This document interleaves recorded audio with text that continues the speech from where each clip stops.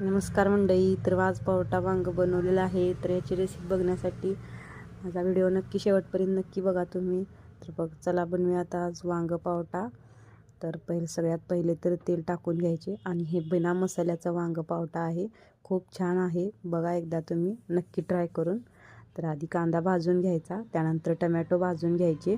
चांगला असं टमॅटो कांदा पूर्ण मऊ होईपर्यंत भाजायचा एकसारखा. त्यानंतर आपलं धना जिरा पावडर, एव्हरेस्ट मसाला, थोडासा बुक्का, थोडीशी हळद आणि त्यानंतर आपला घरचा मसाला आणि त्यानंतर आपण आलं लसूण पेस्ट टाकायची आणि 2 चमचे घरचा मसाला टाकून घ्यायचा आपला, म्हणजे घरची चटणी टाकायची.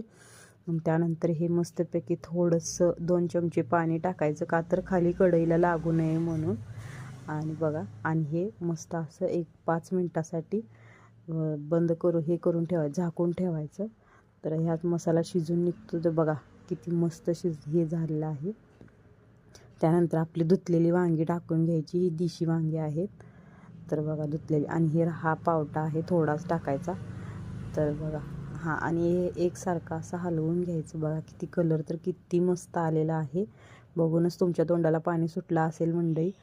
तर बघा, आवडली तर नक्की सबस्क्राईब करा, चॅनलला फॉलो करा आणि लाईक करा. त्यानंतर थोडंसं पाणी घालायचं 1 वाटी आणि त्यानंतर मस्त असं एकसारखं हलवून घ्यायचं आणि थोडंसं म्हणजे 2च चमचे शेंगदाण्याचं कूट टाकायचं, कारण वांग्याला शेंगदाण्याच्या कुटाशिवाय चव नाही, म्हणून वांग्याला शेंगदाण्याचं कूट टाकायचं 2 चमचे. आणि त्यानंतर आपली सगळ्यात भारी म्हणजे कोथिंबीरशिवाय तर कुठलीच भाजी अपूर्ण आहे. व्हिडिओ आवडला असेल तर नक्की लाईक, शेअर, सबस्क्राईब. बाय.